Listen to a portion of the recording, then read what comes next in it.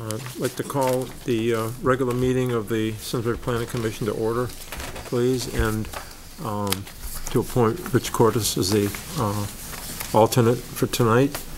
And we're going to take a few minutes. May I have a motion to change the, to take up item number 5 before item 3, please? So moved. Switch the order. Have a motion? Well, let's switch the order and do minutes. Yeah. Okay. A second? Second. All right. Comment? All in favor? Aye. Okay. You do the minutes? Sure. Let's take up the minutes of the planning board on September 9th. Regarding the first page, any deletions, additions, changes? Isn't the attendance wrong? Yes. I'm sorry? Ron Lacandro wasn't here and Kevin was, I think. We just got the two mixed up. Ron was not. Just a moment. First, I'm saying the, Line 10. Yeah. Ron Lacandro was present, but it was really Kevin, I think. Isn't that Yeah. right? Yeah. Yes.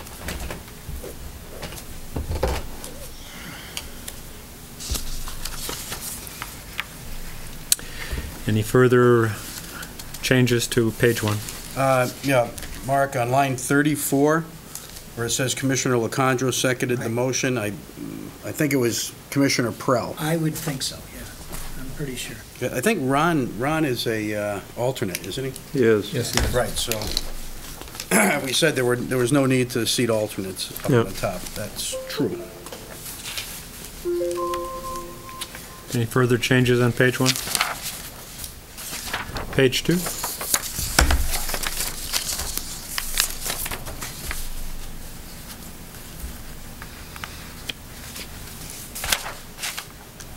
Page 3?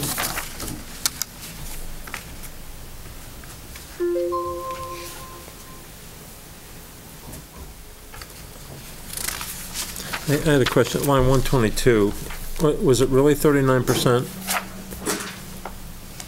of the acreage? Just question if that was. I believe it was. Does anyone remember? Hiram, do you know if? Yeah, I can check that. I think that's what was said, but I'm just curious. It just, when I read it, it seemed. It high, rings correct to me. 39%? Thank you. Page 4.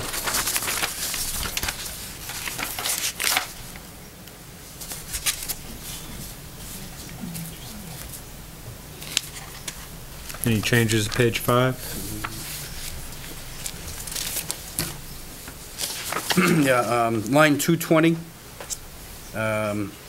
since Commissioner Lacandro was not present, I think it was Commissioner Prell again who Made the motion. seconded the motion, yeah.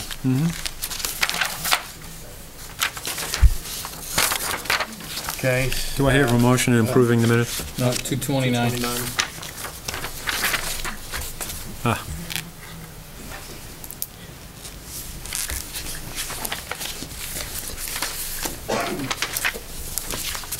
Okay.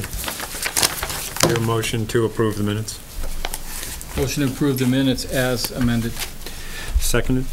Second. We have a second. All in favor of approving the minutes? Aye. Aye. All opposed? Minutes pass.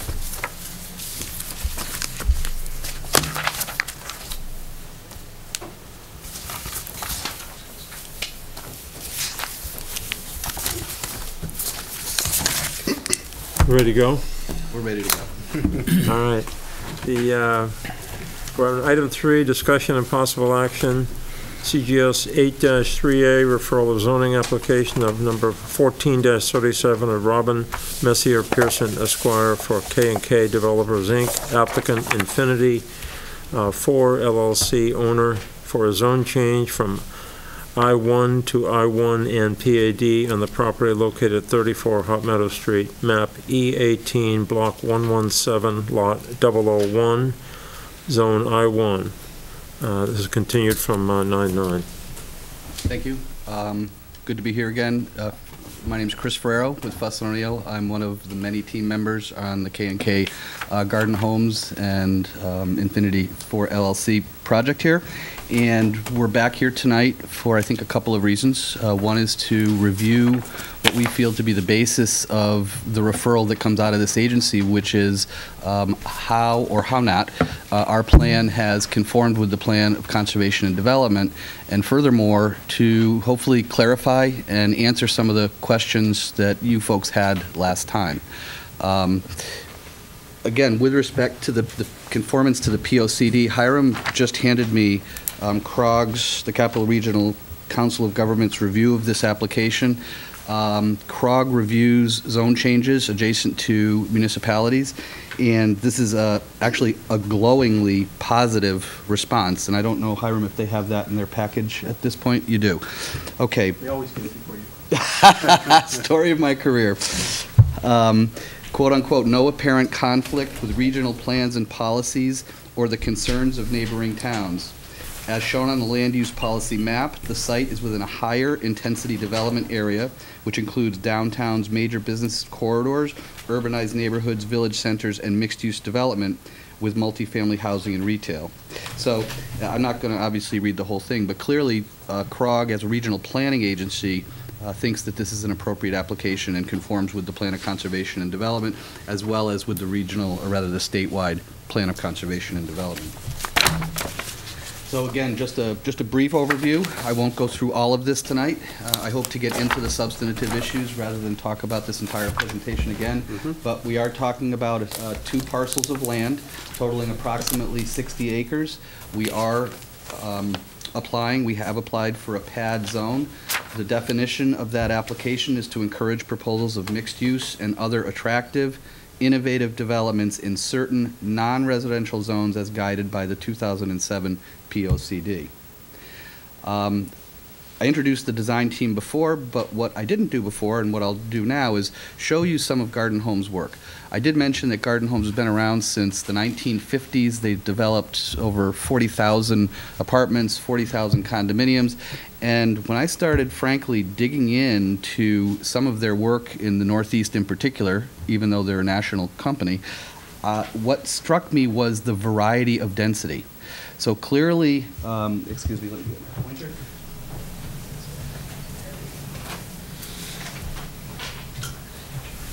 So from very much urban density to very almost rural density, and everything in between. And they're not locked into a cookie-cutter solution for architectural fits and finishes. They're not locked into their model, their base materials. It appears that they really make an effort to conform their architectural and their density standards to the environments in which they work.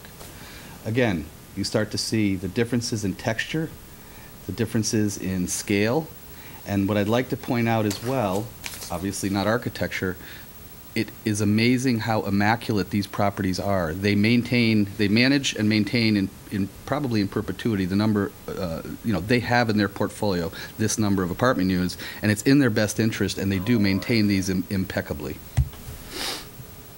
So again, I'm going to concentrate mostly on conformance to POCD. CROG outlined it very well in their review comments back to us, but this is a mixed-use neighborhood. It's tied together with the bicycle trail, and the bicycle trail connects both downtowns of Avon and Simsbury and the soon-to-be little hamlet of Weetog, we hope. The site borders that bike trail and is surrounded by a mix of uses, including office and retail, conservation areas and the Farmington River, and across to the west, Hop Meadow Street, multifamily and single-family residential. Truly a mixed-use neighborhood. I will reiterate that from the standpoint of density of development on this parcel, I think we've taken some care in terms of not to overtax the parcel. And the only way we know to sort of give you a sense of that scale is to suggest to you that the previous application, circa 2006, was for almost double the amount of square footage, double the parking, double the retail, double the housing. It was a much, much grander, larger scale development. We've scaled that back to the extent that we can have 30% open space. We can have views to the mountains, and we've tweaked that too, so I hope you'll be happy with that when I get there. The fundamental tenets of the POCD. Open space as a signature characteristic, Hot Meadow Street Greenbelt. Preservation of mountain corridors, mountain view corridors. I refer to those as those terminal views in my last presentation. But the POCD refers to these as preservation of view corridors to the Talcott Range. View corridors doesn't mean view in its entirety. It means you leave spaces, corridors for those views. Access to and integration of the Farmington Canal Bike Trail, which is a major component of our proposal. And then the connectivity by default to the Nod Brook Wildlife Area and the dog park and the dog training facility, all of which I think will be a key component of the residents that live here. A mixed-use development of dwellings, retail, and commercial areas, which of course we have, and to respect and preserve the two-lane arterial capacity of Hot Meadow Street. We've completed extensive traffic analysis as part of the River Oaks application. We've refined that analysis as part of this application, and that character is not damaged. I don't want to go through all of this, but again, right verbatim out of the Plan of Conservation and Development, the design context, countryside character, open space, dominant feature, preserve continuous natural vistas, incorporation of terminal vistas, residentially scaled mixed uses, functional areas, conservation areas, protected open space, variety of housing options, mix of uses, for form and content, attractive streetscapes, a complementary mix of building sizes, variety, and visual interest. The roads, minimize access to curb cuts along Hot Meadow Street, which we've done. We have 4 for a development this size. Sense of arrival with revealing views of open space and terminal vistas. The parking, provide for on-street parking. We're loaded with on-street parking. Probably half of our residential parking is actually on the street. And then the remainder of the parking, locate parking around the sides and the rear of buildings. The architecture, Bill Krosky's done, I think, a pretty good job. Pitched roofs, traditional fenestrations, a variety of building types, smaller scale buildings toward the Hot Meadow Street frontage. I presented all of this as part of our application last time. I'm presenting it tonight as part of your Plan of Conservation and Development. We did do, and you had some questions, and I hope to clarify some of those questions on the visual analysis in a minute, but the visual analysis was a prime component of our response to the development of this site with respect to the conformance of the POCD and the views. So we've cut the cross sections to the ridge line. We have an understanding of what those numbers are. I will say for the record, this is not a mathematical. For example, the ridge line, this map right here, this is called a USGS map. It is not a survey. So is it exactly accurate? No, it's not exactly accurate. But from the standpoint of planning purposes, master planning purposes, we believe it's accurate enough to at least give the intent of what we're trying to suggest to you. Preserving those vistas and the analysis led to fundamentally a series of potentially voluntary setbacks. And each of these lines represented the setback of a 1, a 2, and a 3-story building. In other words, how far back do those buildings need to be placed in order to preserve the tippity top, just a little sliver of that mountain range? Now, what I'm going to explain to you is through some modifications of architecture between our last meeting and this meeting, we've actually been able to reduce the height of those fronting 1-story buildings, the roof peak, so that the total building height is about 30 feet, whereas before we had close to 40 feet. And I'm going to show you what the visual impact of that is in a moment.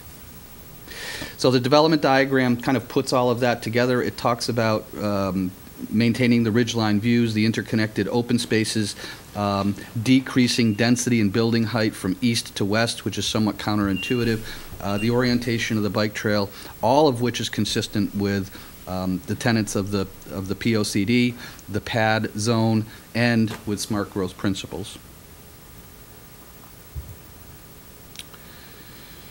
This is the program. Inevitably, this parcel will be subdivided.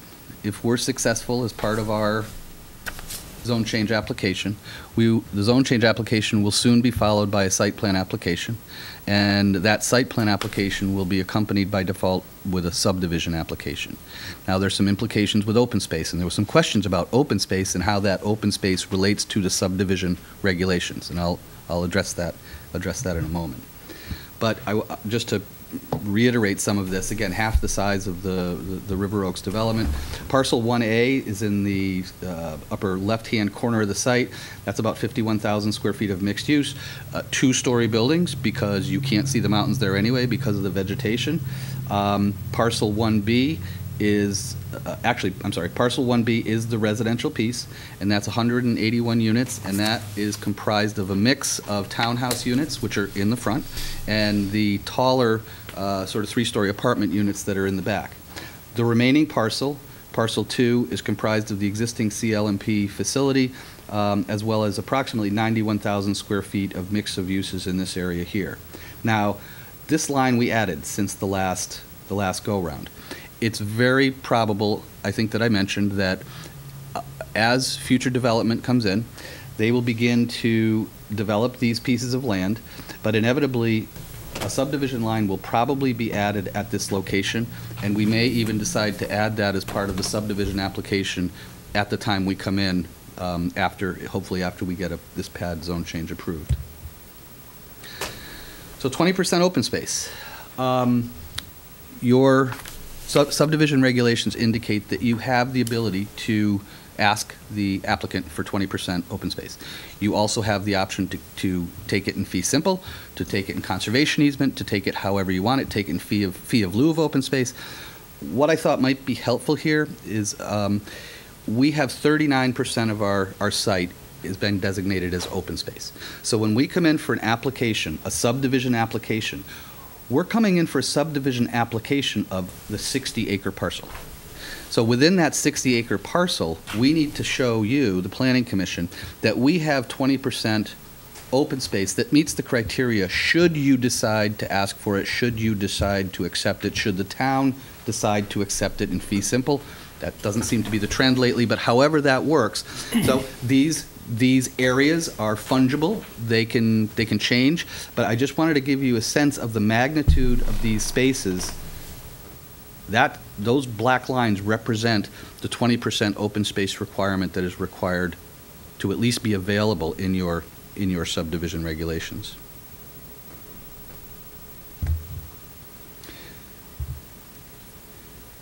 So there's a lot of discussion as well about what happens if, and I want to clarify, and Hiram will certainly kick me if I get this wrong, but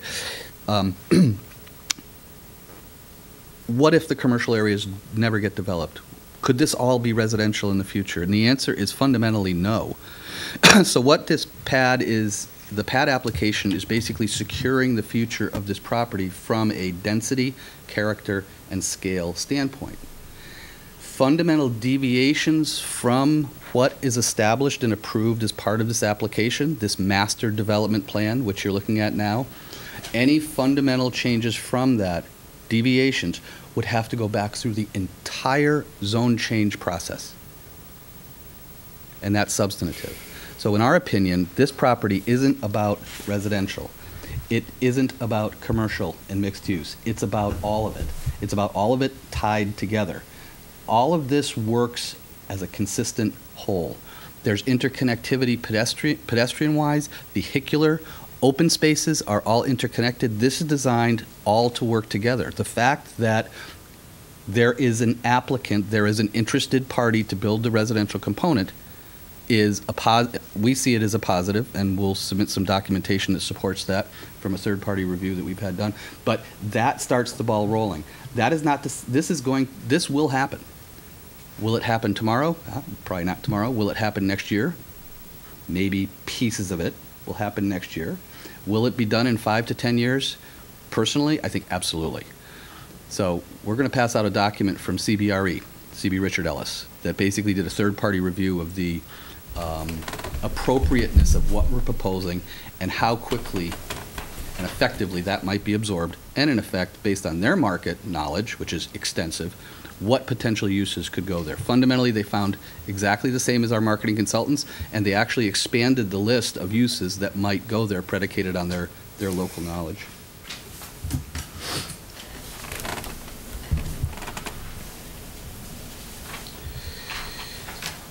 I talked about view sheds, and what I want to point out is the additional graphics are these two right here, this one and this one.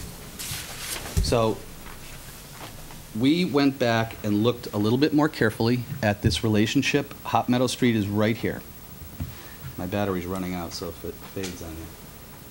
Hot Meadow Street, edge of Hot Meadow Street is right there. The big green open space that we were showing in front of Hot Meadow Street, the edge of that is right there. Our first one-story building is right there. Now, before, the previous presentation, we had about a 40-foot roof pitch on that one-story building. We directed the architects to go relook at that to the extent that we could bring that down as much as possible and still maintain a character that the design review board, for example, would still support, because that's important as well. So he's come up with a pretty good looking, this is it here, a pretty good looking architectural piece of work that basically allows a 200-foot view of the top of the ridgeline over these one-story buildings. I will say it for the record again. This is not, we're basing this on USGS mapping. It's not surveyed mapping. But these initial studies begin to say this big green bar that gets wider as it goes further out, that's a cone of vision. So the cone of vision is that top piece of that. If you extend that all the way, that's the ridge. The bottom piece of that, if you extend all the way, that's 200 feet vertically of ridge from the top to the bottom. When you say that's the ridge, is that the very top of Yep. the ridge, or is that the height of the vertical cliff? Nope, that's the That's top of the highest ridge. part. Trees or dirt, is that what you're saying? Well, I mean, No, well, it's dirt, because the USGS map doesn't deal with trees. So it's just contours, this is predicated on contours on the Yep. land. Exactly. So what you're saying is we're going to see 200 feet of mountain underneath. Let's say we're looking at the tower itself. It's no longer going to be, you're going to look over a house or whatever, or a building, and you're just going to see the tower coming up. You're going to see some measure of that Well, mountain underneath it. The tower in because of that. particular, the tower's in a particular spot. So those view sheds, those terminal views Right, from. right, but that was just an example. So we're not just going to see the very tippity top of the mountain, we're going to see some measure of it That's there what as this well. is beginning to suggest. I Okay. will reiterate that we do not today have control of the development of those future pieces. The architecture that comes in as part of a subsequent application may be this, it may be something else. What we're suggesting to this commission is that we're setting the tone for those future applications. And those future applications would hopefully go back, look at this analysis, and hopefully conform their architecture to this when they come back to you. And if they don't conform to this, they have to come here. There, Is Hiram, that I don't true know now? exactly who's the deciding body who decides Zoning. the degree to which an application satisfies the master plan or does not. It never comes in front of this board again. Because once the referral to the zoning commission is done, Mark, I think this commission's work is done. If they were to propose a zone change again, obviously that would come back.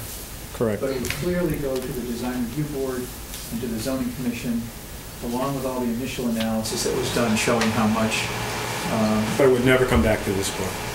probably not, for if something were built without changing that.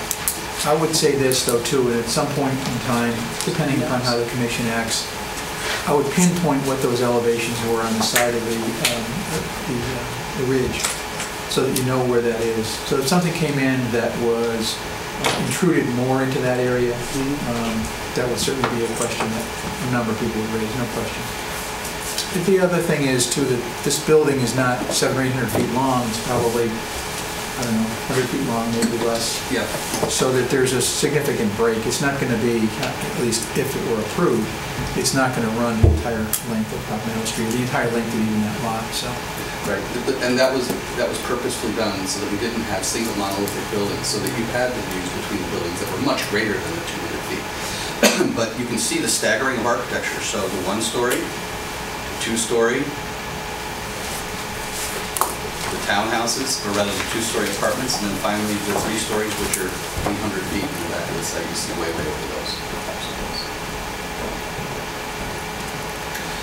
So we had some discussion about, I started this presentation by saying there was some discussion about not so much absorption of the residential, but more on the mixed use side. And when does the tax base come and when does that goes commercial? And our market folks, RKG, have suggested that a couple things. One is that this is an entire property, it works together, so the development of the residential component is to some extent a catalyst for it's getting over the inertia of development, it's a catalyst for the rest of this stuff to come in, and they've begun to identify what the rest of this stuff is. Now, furthermore, because there was some concern about that, we had some discussions with our friends at CBRE. So CB Richard Ellis, probably most of you have heard of them, you know who they are. They're an international brokerage firm, and they have a substantial Connecticut presence. They get the market, they understand the market, and if you want to take a moment to read some of that, that would be great.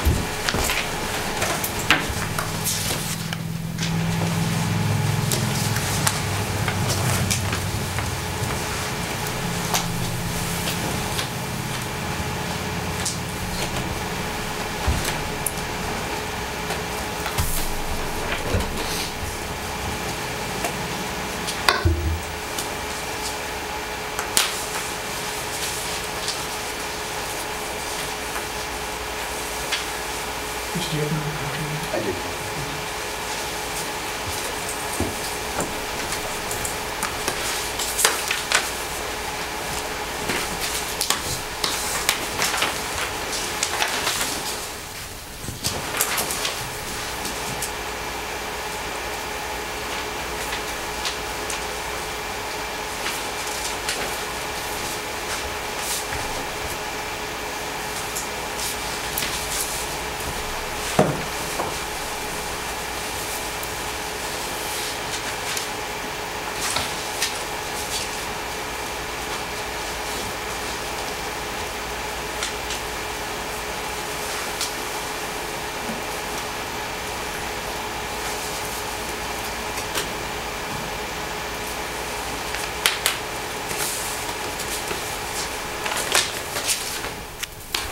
So the traffic numbers, I understand this body doesn't deal with traffic, but the traffic numbers you generated are based on this kind of use. Yeah. Okay. An average of that kind of use. So if you had a restaurant, for example, a restaurant would probably take more than the 4 spaces per 1,000 that were suggested. But other uses would take less than the 4. So we try to use 4 spaces per 1,000 of the master plan guide. So this firm thinks that there'll be enough traffic that these kind of uses would work. Traffic along Top Meadow Street? Yes. Yeah. Because when I look at these, they typically aren't along the road like Top Meadow Street. At least that seems so to me. Well, what struck me is that they're actually, most of those are relatively small usage. Yeah, but the Bonefish Grills I've seen are along busier places. Ruby Tuesday, I think, and maybe some. I just wonder if it's a chicken and an egg thing. I mean, will these guys come and generate the traffic you indicated, or does the traffic you indicated need to be greater to get these guys to come? Well, these guys are not coming predicated on the traffic that they're generating. They're coming predicated on, well, in Simsbury they're coming, I think, for a number of reasons. But from a traffic standpoint, it's not the traffic that they themselves generate, it's the traffic that is already being generated on Hot Meadow Street, it's visibility. Yeah, plus the apartments. Plus the apartments, absolutely true. So I just want to read, these are some of the things that frankly our marketing folks didn't identify. Crafts coffee sellers, we know what that is, bookstores, the small chain bookstores. Fitness centers, upscale grocery stores. Drugstores, medical uses, small office uses, all of these they're saying are very, very viable. And I'd like to just read the last sentence in this. The most important incentive for development in the 3rd phase, which is the commercial phase, will be the completion of the residential component and the presence of an approved master plan to help alleviate the uncertainty and inefficiency of the permitting process. And that's what this is about. So what that means is, if we're successful with a pad application, we go through a site plan permit process. The next guy in, with his grocery store, with his furniture store, his drugstore, he's got a straightforward site plan approval. Straightforward, because he complies with the master plan that's already been established. The master plan is in conformance with the plan of conservation and development. So this is really about locking in the future of this property at a scale that's half of what it was in 2007. But he still, the next guy's in, still could ask for a change in the master plan and have it granted by zoning. And they still could do architecture different than what we're hoping for. They could propose that. And again, I believe Mr. Peck raised his hand in terms of being the sort of gatekeeper in terms of how far of a deviation there Chris? can be. A change in the master plan requires coming back through this process and back to this commission. A substantive change, as I mentioned, requires an entirely new zone change process. By the nature of zone change planning, statutorily becomes re-involved. Right, Yep. and the determination of the substantive change lies with Hiram. Well, I would tell you this, but I certainly agree with Tim Pearson. The numbers here that are laid out in the proposed site data, that's essentially the framework under which it's acted upon. So that's important. Now, if someone were to move a building a couple of feet one way or the other, that's probably not a big deal. If it's a whole different use or something which changes any of the aspects under which this was acted upon and approved, that would certainly be a different matter, no question about it. You know, there's no question that anybody can ask for anything, you know, in the future, no question. That's just a realistic and honest answer. The fact is that all the commissions do a good job of reviewing the application that's come in under their particular jurisdiction. So I would assume that would continue to happen long after this commission's not here or I'm not here. But I need to be clear on this. What you're suggesting here is that if these buildings change in any way, shape, or form as far as what they're suggesting as far as height or size, as long as it's underneath the 40,000 or whatever that criteria is for the largest possible building they can produce here, we don't have another bite at this apple. Right. That's the reality of the way this. Yes, I just want to be clear that we have it will not come back here Yeah. if they propose to stay within the size as far as its footprint, but not height-wise. As long as they stay within these zones, because they've been approved as far as a master plan, but the height has not been approved. The height is still ambiguous at this point in time. It's actually been shown on. It's been shown here, but it has it's not part of this approval. Sure, it's part of the application, absolutely. If you, I wouldn't just simply look at this chart and say, okay, everything is lovely, it complies. The application has to be viewed as in total. There's no question about that. I mean, it's clear that the commission, depending upon what you find, says that views to the ridge in certain areas are important. That's going to be important. Part of the application, could be part of the recommendation, could be part of what the zoning decides to do as well. All right, let's say that the first building there at the front of the property, closest to Route 10, it's 30 feet tall. If somebody comes in and applies after the fact for an application to put in a restaurant of some type, and they want to come in at 40 feet, slight change. It's not coming back to this group. No, it isn't, but it's going to get an analysis. It's going to get From who? Well, first of all, it's my responsibility to do it. I understand. So I would look at it in regard to what was previously approved and find out whether it has any impact on that view corridor, the view line that's been proposed here or not. Well, then, If it doesn't, then there's probably no reason for it to be re-reviewed. We're not talking about architecture, we're talking about views to the ridge, correct, which is important to us. which is miles long. Absolutely, but it's still important to us, and I'm just wondering who then makes these determinations after the fact? The reality is that this commission is part of that whole process and gets part the review as part of any kind of revision. But we're not locking anything in, is my point. The master site development plan does lock things in to a certain extent. That's why they're here now, to talk about this type of stuff. And they would go back to zoning as opposed to us, is that correct? It would go back to But it's not design coming back. review Right. and zoning as well. But the zoning is still there. Right, so I mean, I think the point holds then. Once we're done here, we're done here. This is it. We have no control. I mean, for example, a recent approval that we went through, an entire third of the project got changed. That never came back over to us.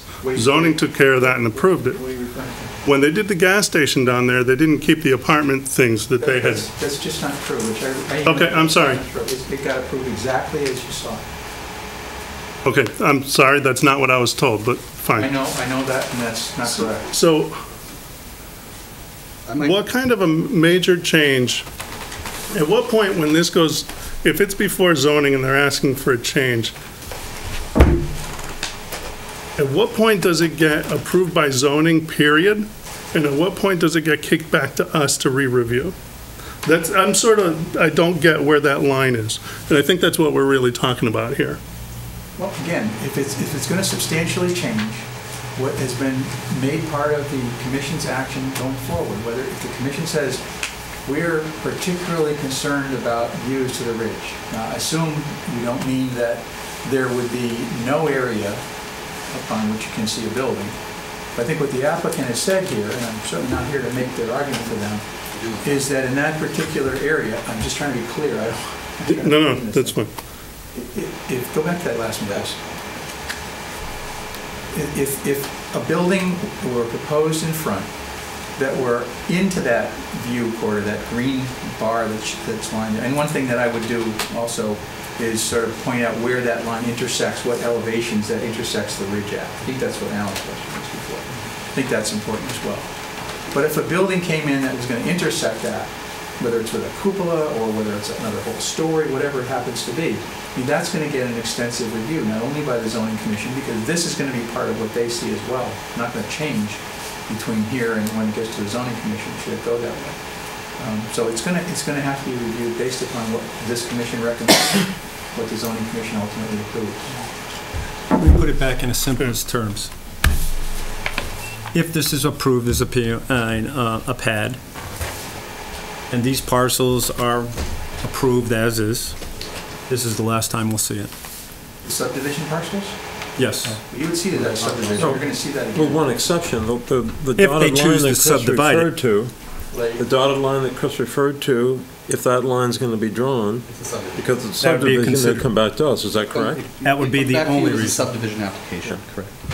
There's actually a way to do the development without an initial subdivision, but that's But not the- for me to tell them. If it is approved as is, it will never come back to us. I really couldn't say never, but Mark, all I can Well, say- unless it's going to be subdivided again, because that's our only jurisdiction is subdivisions. Well, the applicants, It will never come back to us. the applicants told you that it's going to be subdivided. That's what they're showing you. True. So it's going to have to come back to you. That's your jurisdiction. This commission has two areas of jurisdiction, essentially. Land of conservation development, subdivision. Correct. It's, as this POD, it's being subdivided. This is all one parcel at this point in time. It's being subdivided into two pieces right now. It's actually two parcels right now, and it's what's being proposed at the southern portion of it, that southern 23 acres, I think it is, Yep. is being proposed to be ultimately divided into 3 lots. So that's the subdivision, is it not? It is, and that's why I Okay. say we'll be back. No. It's being approved now No, as it's three, not. You're not looking, you're not No, no, doing a no, it's not. subdivision. All you're doing is a referral to the zoning commission on the PAD. Right. All you're doing. I see. So where I'm thinking is that our job primarily is to see how this plays against the POCD. That's one part of it. That's a lot. Okay? So I'm asked to see how this plays against the POCD without knowing exactly what it is playing against the POCD. I don't know what the building heights will be. I'm only assured that you or your successor will take a look at this and say, well, if that intrudes into the view area, then that gets extensive review, but not by the guys that play that against the POCD. That's what I want. What you're being shown there is some pretty specific information. And I'm not going to make the applicant's argument for them, but that information is fairly specific. So that's part of what gets approved ultimately. But the way the regulation is written, it allows the commission to make comments on those kinds of things as well as the plan of conservation and development. So if you have comments and concerns about that, then I would, I just wish I had the confidence that once it leaves this commission, what we say is listened to, and nobody can control it. I guess we can't help it. I just have little confidence that what we say is our concern today in 2 or 3 or 4 or 5 years will mean anything. If it's written down as part of the approval, it absolutely means as much as any approval is ever given. Whatever referral we make to zoning and all the specifics of things we list, I'm not fearful that everything has to come back to us. I mean, I do trust, we have to trust, inland wetlands conservation. We have to trust other people who have expertise. And if we, I think, I haven't seen over the years a problem if we say we believe these 4 or 5 things should be looked at, and if zoning takes our recommendation, I think they are kind of a stopgap if they come back. I'm not sure everything has to come back to us. That's what I'm saying. Well, again, if part of our function is to see how this, or how the POCD applies to this, Yes. unless we know exactly what it is, zoning is not concerned with that. They're concerned, maybe, if we're lucky, they're concerned with what our remarks are about how it complies to the POCD. I think generally they just look at it as a positive or negative referral, and then it says right in the PAD that they can ignore anything we say. They don't have to pay any attention to it. It also says that they can make changes to the master plan. So I think Mark's concern is right, that once it leaves here, it's out of here. And how this stacks up against the POCD requirements, we just don't get another shot at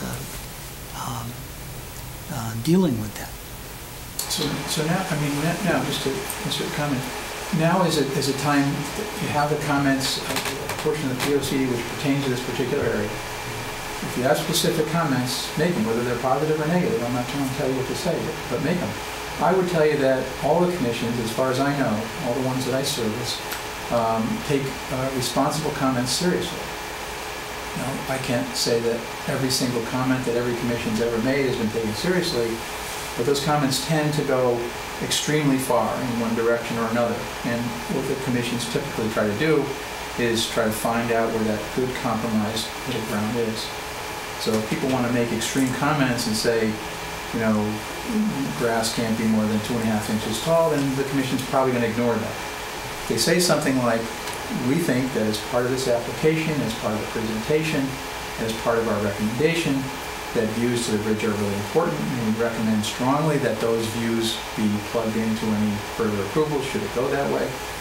I think it's a clear comment, that's all I'm saying.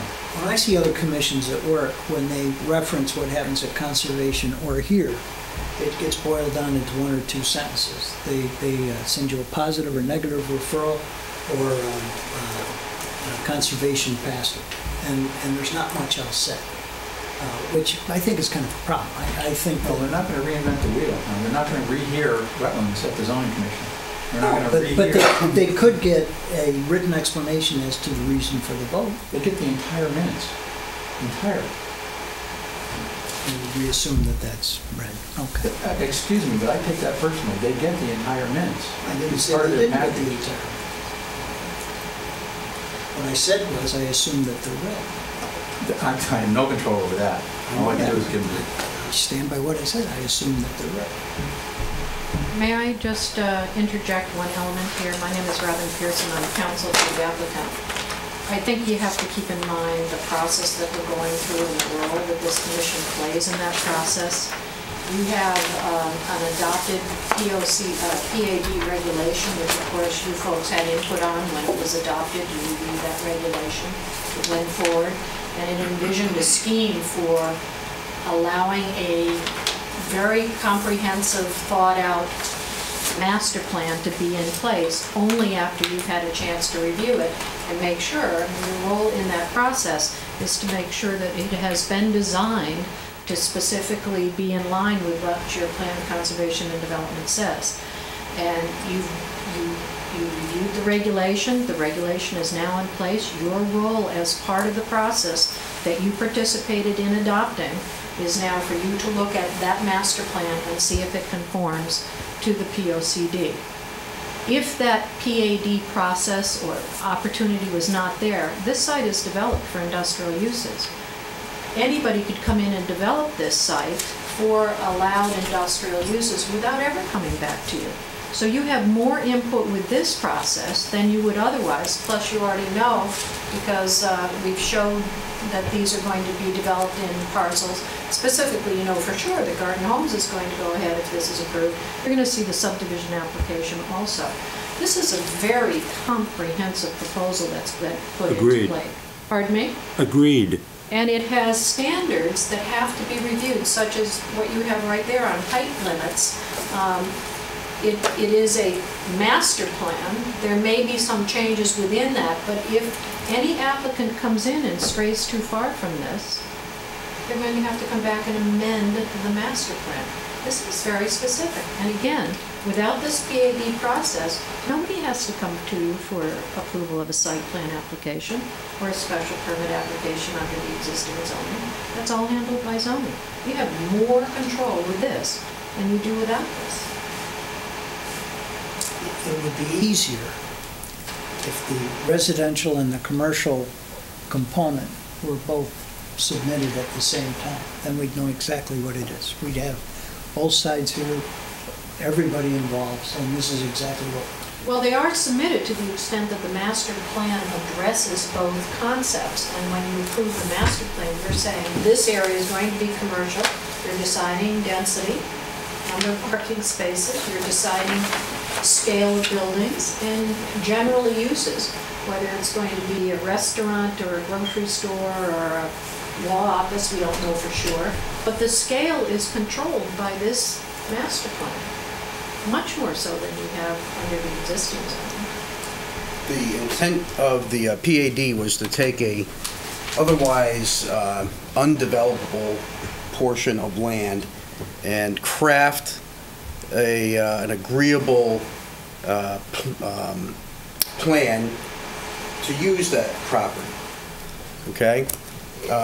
We've seen several PAD applications over the past year, very similar to what you proposed here, with a mixed use of commercial, residential, and whatnot. And the theme that keeps coming through is that everyone is developing the residential first. In my mind, the PAD is comprehensive, and everything needs to be developed for it to meet the intent of the regulation. We don't see, other than sizes of the buildings, there's no commitment in this application to develop any of the commercial properties. No one A lot has of this- signed on the line to do it yet. But- And you know what's going to allow them to do that? A plan where they can be comfortable and assume they'll know, first of all, that there's going to be some residential development. Indeed, we would expect as soon as this is approved, there's going to be serious interest in proceeding with the commercial. It's a reality. The residential comes first. It is simply a reality. It's also a factor of the market. Yeah, that's what I mean. I mean, I have, over the years, I can't remember, and maybe one of you guys can correct me, where someone has come in here and said, I'm going to do X, and they end up doing Y. In other words, there has to be some faith in the developer, the people who've been before us many times before, that they are going to do what they say they're going to do. Now, can they get Starbucks and Whole Foods in there and all that kind of stuff tomorrow? I don't know. That's their money and their thing, but I think we have to, I mean, I would prefer that we list all our concerns very graphically for zoning and see if we can come up with something that gives them something to seriously consider. I mean, I think that's our role. It's a referral, and I think we should be as blatant. I mean, I have a couple points that I'd like to make, and I'm sure you all do, and I think we ought to at least start and listing these items that are concerned and see what we can come up with. Chris, Simsbury kind of lags behind several communities with respect to affordable housing. And the your client or your team consider any type of affordable housing, such as workforce housing, in the residential component?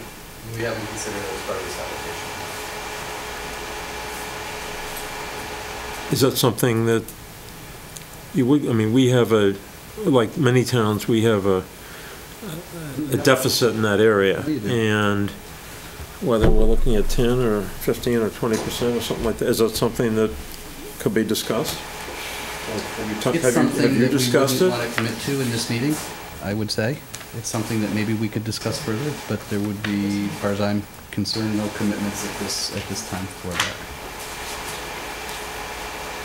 You know, we're all trying to get the young people who go to live in Manchester and the other side of the river to come in here and vitalize our community, and that's one thing we look to. And we want people who work here to live here, and so the point is well taken. I have a general question, I guess, of Hiram. Does this application have anything to do with what happens at the Hartford? If this flies or doesn't fly, do you see it having any impact on what happens at the Hartford? For example, if there's only so many apartments to go around, does it make it more difficult for the Hartford to develop their site? I really couldn't answer that question. I could, I mean, from a market standpoint. That's why I asked you. What's that? I said I couldn't either, that's why I asked you. I mean, I could, you know, you could make guesses all day long, you know. This could be very different from anything that would get proposed there. I've had people talking to me recently about reusing the Hartford building as it is. Very exciting stuff coming. I can't say for sure that will happen. I don't know. Clearly, that northern 40 acres could be something else. Could be something different. Could be commercial. But I think the point that was made, maybe Robin had made it, about the fact that, you know, until there are people to buy anything, the commercial stuff's not going to come along. People just aren't going to move in and open up a store when there's nobody there or relatively few people there to purchase those goods and services. So I think we have to sort of figure out what that balance is and how that balance works. Right now, and we're doing a lot of work on the housing aspect of what's in the town right now, two of the hottest areas for residential units in the state are in Haven and Hartford. And we're experiencing the spillover effect from that right now. Rents are pretty high in a lot of areas, and whether young people can afford those or not will depend upon what happens to the Hartford property in the future, I think. So whether there's a need for more, and there's obviously some residential units being built, is every single unit that's been approved in the last 6 months or a year going to be constructed? I don't know, maybe not. It's going to depend on the market, I think as Chairman said, in terms of how the market sees that. So, I mean, long answer, I really don't know how it's going to affect the Hartford. It really depends on what they propose. Again, these are marketing issues. These are not POCD issues. I think when you write a referral to zoning, it has to be crafted in such a way as to conform to your charge, which is to make sure that this application conforms to POCD. So the marketability, the what if the Hartford, they're great questions, but they're not part of what would end up in front of zoning. Can we change this? Can I talk about something else for a minute? When I look at the parcels bordering Route 10, number 1, I think I wrote down, part of the open space you described, Chris. I'm on the open space committee, and we're trying to get to the point where we don't have to take care of a lot of land, and I'm wondering if I don't know what fellow commissioners think, but that I would think we should seriously consider having that be conservation easement as opposed to open space, because then we don't think people are going to. We already have the open space behind where the bike path is, but to me that land is not something we want to put playgrounds on or anything like that, and I think that would be something we should think about. I think that's a valid point. And conservation, but our meetings with the Conservation Commission have also, we've had some of the same discussions regarding common maintenance, because theoretically, this parcel might be owned by a different group than that parcel's owned by, yet you want that to be consistent in its maintenance and its look and its character. So those issues are all on the table, and I think valid points. And if I might add to that, we've had an opportunity to speak with the current owner of the property, of course, and the intent would be to restrict the ability to develop that land through some sort of conservation easement, which would keep it in perpetuity as undevelopable land, except perhaps for some amenities like benches or something that might be appropriate for passive recreation. But we're envisioning this as something very attractive, but very natural along Hot Meadow Street, right across the, the width of the property, and didn't really expect that the town would actually want to own it. So we're looking that way to work with the owner to conserve it through an easement of some sort.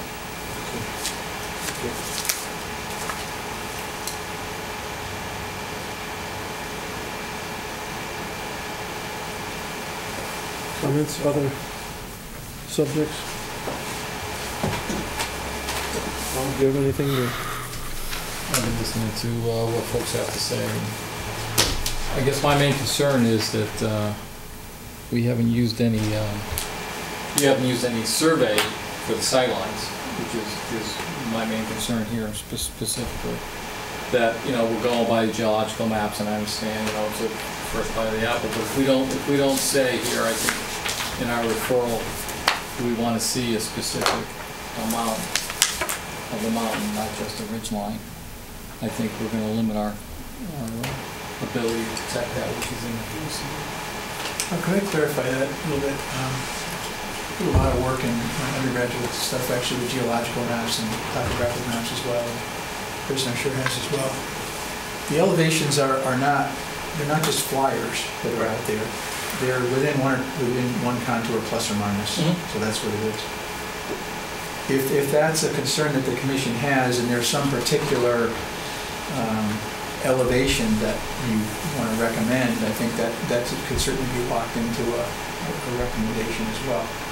I wouldn't necessarily say that as shown. I would say if there's a certain amount of the ridge that you recommend be visible below the base of the tower or something like that, that could be working pretty well into a specific thing, you know what I'm saying, to pin it down. I think too, that this whole business of views, with respect to how the plans of conservation and development describes it, is they don't, in my opinion, in my reading of it, they don't necessarily say never place a building above that ridge line. They don't say that. They say make the visual experience more about the ridge line than about the buildings in front of it. That can be interpreted many different ways. We've interpreted it one way here. Yeah, I agree. The word ridgeline appears several times, but there's also a description, you could quote it, I guess, but a description of the view of the ridge throughout your travels on Route 10, something like that. Yeah, I think so it clearly doesn't always mean ridgeline. And I frankly... We've got some semantics. Plan of conservation and development is ridgeline. It says ridgeline, I know. But there's other parts of it that make you think the intent was not ridgeline, but it was the ridge itself. Well, they mentioned ridgeline in the same breath as they mentioned terminal views. These are unobstructed things, unobstructed views. So it seems like the POCD is recognizing that there will be, just by default, some diminution of the iconic views that you have today. Well, on page 95, predominant feature, an unobstructed view of the Avon Mountain Ridge and signature Heublein Tower across a predominantly undeveloped meadow currently used for agricultural fields, but that's the current it says unobstructed, I know. And they even go on to say that that meadow should be approximately the width of the football field. Page 96 says preserve continuous views of the existing natural vistas, particularly as one travels along Hop Meadow Street corridor. Replacing, maintain continuous views, not Not here, not there, not people. What we're But suggesting I in this agree, it's particular cement. analysis is that you get a continuous view. We drop that building height from 40 to 30, which in our analysis, which again is not a scientific mathematical analysis, to suggest that we probably have 200 feet of that ridge line that you end up seeing. Can I just cut off this too? There's another section on 93 where it says protect scenic roadside vistas to the ridge, access to recreational activities and other natural areas. The balancing that I was talking about that takes place between the different commissions is that when the design review board looks at a building, typically in town, they've looked at peak roofs, that is roofs with some sort of pitch to them. It's possible, it's conceivable that if someone were to propose a building that was not allowed to encroach into that view area, that you end up with a flat roof. But an attractive flat roof. You may, or it may be ugly. My point is that I think that there's some compromise that needs to be worked out there. And I'm not suggesting to you that that particular pitch is great or that that's the one that should be built there, or whatever. I just think that depending upon which portion of the POCD that you focus on here could ultimately end up driving what the architecture looks like in the future. And if flat roofs are fine and people like them, which my experience here is that they typically tend not to like flat roofs. In the Northeast, they're generally problematic. Just give it some consideration, that's all I'm saying. You put a pitched roof on the CL&P building for us? We can't, and block the views of the mountains. Oh, it's already behind a tree. Good point. But on page 99 of the plan development, under architecture, all the bullets in number 7, I think that's what their presentation pretty much follows. I mean, incorporate pitch roofs, complex and regular massing, traditional blend in with the adjacent existing, include a variety of building types to reinforce, place smaller scale buildings toward the front along Route 10 with larger structures situated in the rear, place larger commercial or civic buildings at more visible locations, maintain height limitations in order to preserve the substantial views of the Talcott Mountain Ridge line, including the Hibline Tower. So.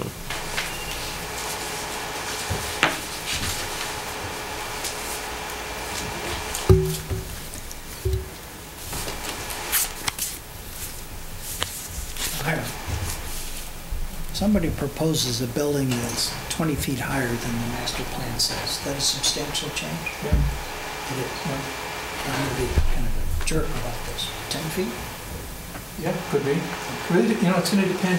In the previous presentation, you saw a whole series of views as they took pictures going up and down Hut Mountain. I would look at those. I would say, are these views that have been shown to the commission in keeping with what's being proposed or not? And clearly, as the application for that building gets analyzed, let's say, this is what was presented to the commission, this is what was approved, and this building is slightly higher. It doesn't affect those view sheds or view lines, or it does. And make that clear to the commission. I don't vote. I just make recommendations and suggestions to you folks, so it's clearly up to you. But it's up to my responsibility to make sure that you're aware of those and what those are. So the builder says, I'm not willing to knock my building down by 20 feet, okay? Then the next recourse is he has to go to zoning and ask for a change on the master plan? Technically, if it's a significant change, yeah, I would certainly say that if it's in a view corridor that the commission said was very important to them. But we don't get to reiterate our concern about the views. No, I think it's been pointed out, your role as far as the PAD is concerned is better than it would be under a site plan situation.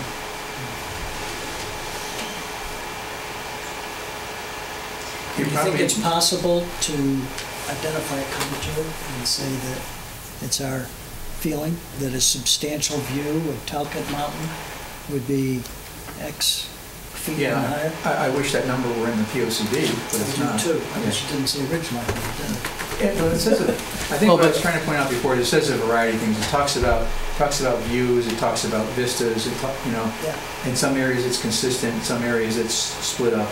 I agree. And the ridgeline is not a consistent elevation. No. It's up and it's down and it's up and it's down. The mountain is remarkably flat. It is, yep. Right. It is, and the height from the valley floor is remarkable. So you think it's possible then for us to write up something and identify a contour? How do we do that though? At this stage, on this Yes. application, that's the tricky one. You want to have a special meeting before the October 6th one, you know, I could write something for you, but, you know, then again, what elevation is acceptable? Well, maybe none, I don't know. We're certainly, he's added with that Yes. slice that he gave us. If we can, if there's a way for you to interpolate what that means on the mountain is, by number of feet, say. It doesn't really work like that because I picked a point and created a cross-section at that point. That will be different than a point 300 feet down the road, given the same condition, because the building might be in a different place, the ridgeline might be in a different, slightly different elevation. We tried to pick averages here. This is a master plan approval. We tried very hard. Clearly, we've spent a lot of time.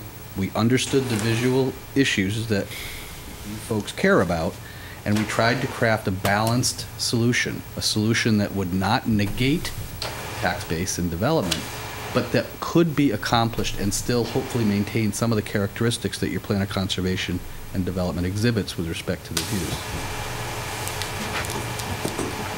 There are a couple of other things too, just to throw these in, that the buildings, the commercial buildings in the front of parcel 1A are all in front of an existing stand of... And they're 2 stories. And those are to stay. I'm sure the Conservation Commission will make sure that they stay.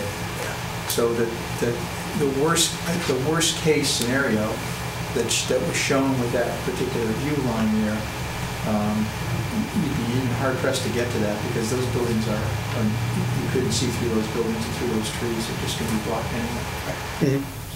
All the other buildings that are proposed here on the plan that There's the overall plan. So this, for example, we haven't really concentrated on this, but the concept of preservation of the views is the same.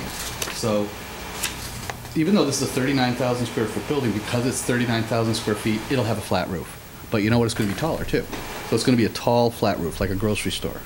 Big tall roof. But it's purposefully located so far back in the site and tucked in the corner near the office space that it doesn't necessarily have an impact to that shot, to that view. This is going to be a 1-story building. Same thing, set back even farther than these. The same principles apply, except in this particular case, this view, you don't see it anyway because of CLMP's pine trees. Right? So there's just a few, and part of the reason I went through those slides that walk down Hot Meadow Street, part of that was to suggest to all of these commissions that you think you've got great iconic views everywhere. You don't. You have a couple of really good shots, but you don't. You don't. CLMP takes a load of that view away with the pine trees. Where else does the wetlands on the Hartford property? There's a long string of trees that if those trees, which can't be removed, you greatly enhance the view now. Well, if this makes you feel any better, we have a wetlands application.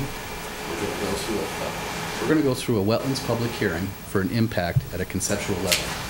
See if that works. However, the terminal views were so important that we're disturbing 1,400 square feet of low-quality wetland right there, and in so doing, removing that section of that forest. And we're doing that all for that terminal view. So the only time, I'm repeating, but the only time you really get a view of the whole mountain is at the bottom of Blue Ridge and the bottom of Lucky Ridge. Yeah. Otherwise, it's the top 200 feet or whatnot. Yeah, for the most part. So we understood Some of that that's already existing in that fashion today. You mean the breakup? Yeah, with the trees. Yes. trees, That's the stuff, That's yeah. right. But you're going to lose. Oh, right across from Old Meadow Plain, there's a stand of trees. Yep. There's one great big So tree. they're gonna cut that down, and you're gonna be able to see the mountain better. Now you're going to see the grocery store. No, Oh, boy. it's gonna be a big parking lot to look over. That's right. You guys have gone to extraordinary lengths to try and deal with this issue. I mean, I know I've been here a long time. That's all right. But you, well, yeah, it is all right. So you've gone to extraordinary lengths to try and follow what the deal is. I'm just trying to make it because that, I'll be quick as I can. I've seen people pose for their wedding pictures in front of that thing. I've seen photographers out there. I've stopped and taken pictures on my way home, and I hate to see that go. I do. It's just, it's a shame. It's a shame. If it's a shame. Another point of reference, correct me if I'm wrong, Andy's Supermarket, the supermarket, not the stuff to the, not the liquor store and the Dunkin' Donuts, I think is 22,000 square feet. Is that? That's all right. That's right. So we're looking at 39, so in our minds, how we think about scale. Yeah. So. Yeah, Fitzy's is what, like 27 or something? I always think of Fitzy's. I don't know if we want to go, everyone put in their 2 cents, go around and then see if we can come up with some bullets for our recommendation, or how do you want to proceed? Well, before you do that, I'm not sure how we should do this, but Yeah, that presupposes that we're going to pass Well, this. no, but you have to have something to, if someone's going to make a motion, I thought we should maybe discuss ahead of time, or if someone wants to make a motion and then we do it that way, Discuss. whatever order you want.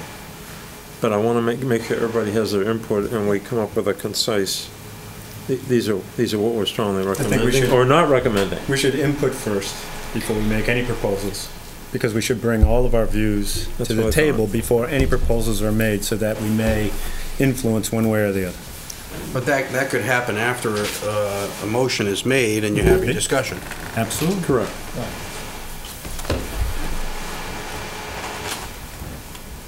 So, Okay, then, I'd like to make a motion that the Planning Commission give a positive referral to zoning application 1473 for the property at 34 Hot Meadow Street, contingent upon the comments that will and come up in the discussion.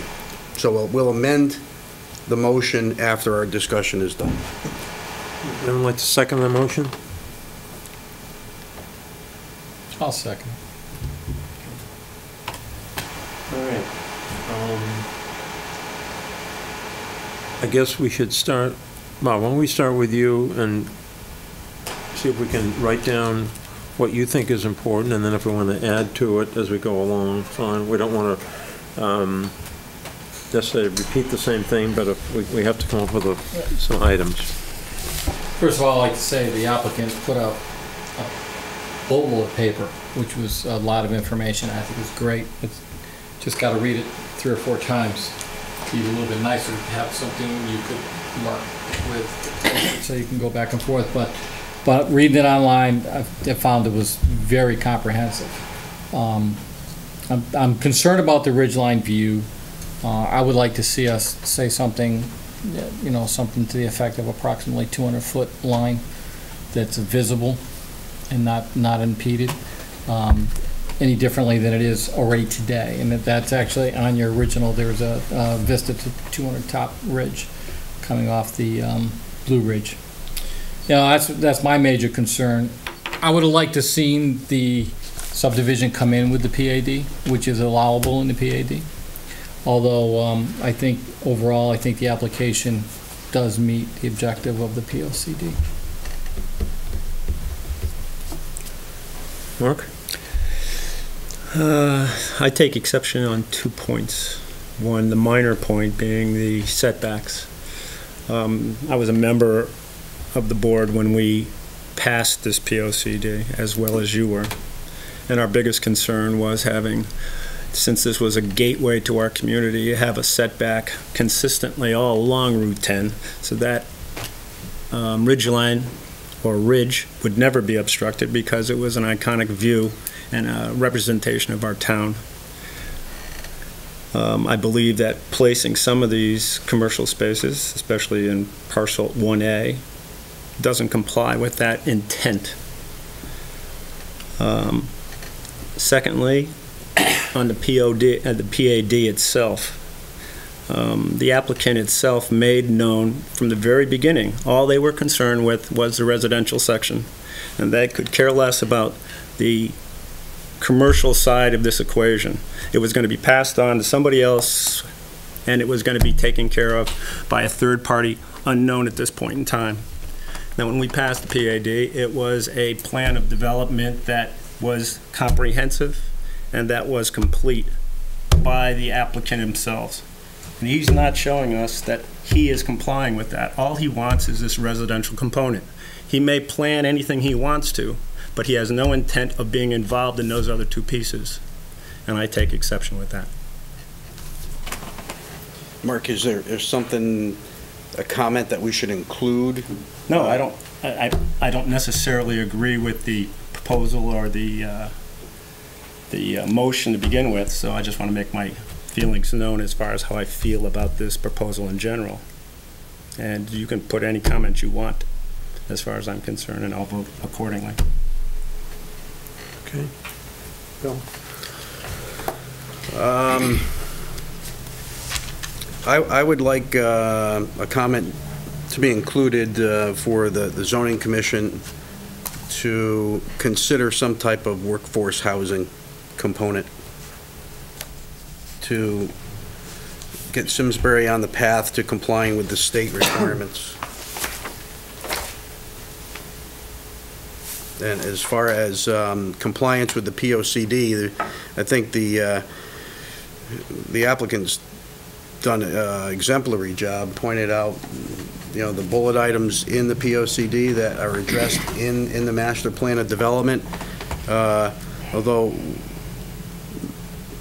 not all of us are happy with what could ultimately be built on these parcels, I believe that the intent of the POCD has been met. Meaning PAD?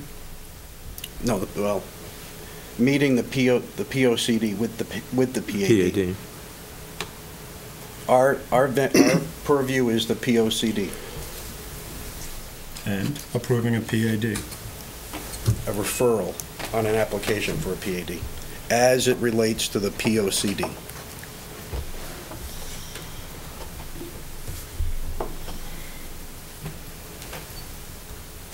I had the same concern as Robert did about the Vista. He's expressed it fine. I don't need to go over that again. I think we have a bigger question that I don't know that applies right here that we need to consider about when these projects come in, that they should be already vetted out by the different developers that would intend to work on these projects.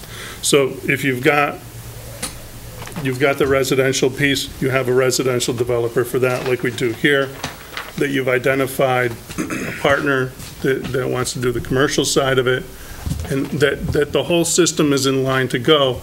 Not that it's going to be developed 100% first day out of the box, but that there's phases set up for different people to come in at different times, people identified and have skin in the game on these. What I don't want to happen, and like I said, this is a bigger discussion than this particular one, but what I don't want to happen is that, for example, using this as a case, the residential gets built, and then whatever, the economy doesn't support doing any of the commercial stuff or anything else, the town's left holding the bag with this residential development being done, and the rest of the property is just going to sit there for however many number of years until there's finally something developed on it because the economy changes.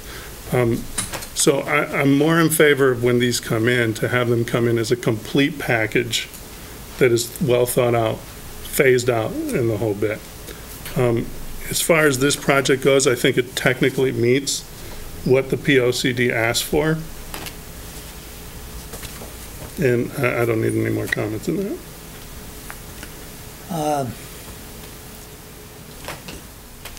The more I listen to everybody, the more I think this is the devil I know, as opposed to the devil I haven't met yet. I don't know what would, some industrial use doesn't frighten me to death, but that there won't have any of these restrictions on it. That's the devil I don't know.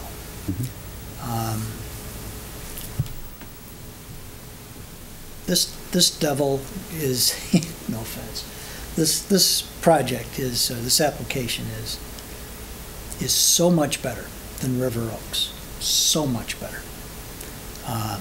Much less traffic. I think it's more viable in the long run. I think it's more attractive. I think it suits that part of town better. The part that bothers me about it is I don't know for sure what the commercial will be. I have little faith that other bodies are going to hold us to, or hold to the master plan. That part concerns me. Two things I wonder if it's possible. Bob's idea about saying that we want to have a view up to a certain feet, that would have to be, Bob, I think, 200 feet from some point, okay? The base of the tower was mentioned. I wish I knew that area well enough to tell you what 200 feet down from the base of the tower would be. I have no idea. Because I don't know from what I call the ridge line, the top of the cliff, what the elevation difference is between there. It's on this map somewhere. I can't see it. So what 200 feet down, or should it be 250 feet down or something from the bottom of the tower? It seems to me we need a fixed point. So that idea I'd like. I'd also like a little help in, is it possible to draw up a list of things that we think are significant changes to the master plan? Is it possible for us to come, I'd need some help coming up with all those. One would be, to me, any change in building height from what we saw today on your new and improved plan. If you want to make it 10 feet or something, I don't know as I care about that, but is it possible to come up with a list to start with that? This is a referral. Yeah. It has no, But, well, I understand that, but can't we Relevance. pass that along, that we, with the assumption that, put it in the record that that was our notion? It's a recommendation, which is strictly that, just a recommendation. Well, that's right, Mark. But if you look at the PAD, it says right in it that regardless of what we say, zoning can do whatever they want anyway. Correct. So, So it has We no, might- you can write anything you want. I understand that. It has no teeth, but at least it's on the record that was our intent. But I think we can, And the town planner can refer to it, that I that think was we our can underscore in the Southern Gateway, page 99, 7 architecture, because that does, it doesn't give footage, but it certainly makes it pretty clear that, you know, you got to be able to see it. And about where the buildings are, to me, that's a pretty good Well, summary. Hiram has said that 10, 20 feet would be a significant change. Okay? Today, Today. Yeah, that's subject to, you right. Subject know, to, personal, Hiram may not work till he's 80. yep. I absolutely will. Put that in a bullet point, please. Hiram must be the planner. It's not allowed to retire. Well, we could add that as a 7th bullet under, we could have it, in this day and age, you know, you just so you can make money, we could add that to this thing retroactively and no one would know. So, no. So there's no comfort in drawing up a list of things that it's our understanding, because it's pointless. But recorded. All right. My point I made earlier is, I would like to have the applicant have the front portion along Route 10 be not open space, but conservation easement. I'd recommend that. That makes sense. And But wouldn't that come up in the subdivision application? Yeah, but I'm not a bad place to start. Yeah. You're feeling no. Okay. yeah, No, normally, Hiram, normally open space is by regulation 20% of the proposal. Well, And that it, Actually, it And says, that's 39. it says up to, may okay, request up to 20%. yeah. well, that's not really the point of my question. Okay. The point is that it becomes town property. No, Open space, the suggestion was that it'd be a conservation easement. I understand that, but Which is still- normal open space is considered town property, correct? Yes. No, it's a little bit, if the commission decides to take open space Yes. as part of the subdivision, for example, Yes. the applicant obviously agrees to that, it's shown on the map, it's accepted by the Board of Selectmen, Correct. that becomes town property. Okay, so my point is that all the open space that you have here is basically, like say in front of the Hartford, all lawn area. And the town has nothing to do with it. It really hasn't, we have no property other than the fact that it has to well, as open space, it should belong to the town, or unless, of course, we deem it differently. And so it doesn't necessarily fulfill the requirement of open space, which is basically public access. Correct? And I don't think that's right. I think. Well, when the Hartford was in, I'm using it as an example here, when the Hartford was developing their property, they had to give a certain portion of that property to us, which we acquired behind their building, correct? Well, actually, back in 1982, when it was built, the town owned the property and sold it to the Hartford. Okay. So there were certain portions of that that were not developable. I think that was set out in the original. But the open space that we have from the Hartford is public access, correct? There's no public access that I'm aware of. There's floodplain, obviously wetlands. There's no, I mean, a trail runs through there, through that property. But there's no public access to that property, and security is a big thing. To go back to your sort of, I think where you were headed before, Mark, there's a variety of things that can fulfill the requirements of open space. Agreed. They can either pay us in lieu of. Yep. We can turn it into Conservation easement. They still own and they can't develop in any way, shape, or form, or impact in any way, shape, or form. And the third is open space. Now, in most cases, open space is space that people have access to, correct? It depends on what the function is, you know? Well, that's what I'm trying to determine what is... If the function of, in this particular case, as a trail running through part of it, and I think what the applicant is suggesting is that the area along the front of the property along Hop Meadow would remain as open land, and they're proposing, I think what they're talking about is that ultimately that would have a conservation easement on it, as opposed to the town owning it and then having to maintain it, and then having that property removed from the pasture. And that all makes sense, I understand that part. I'm just talking about open space in itself. What is the definition of open space? It's all those things I just mentioned. You know, it can be conditioned to any one of those options, but when we acquire that 20% or that 20% requirement, what's that open space? We decided. Does that mean that it can't be developed? It can't. They can't use it in any way, shape, or form? Or do we, in most cases, the town acquires it, and we've had a problem with acquiring all this open space that's non-contiguous, and we can't maintain. So that means the town has rights to that property, correct?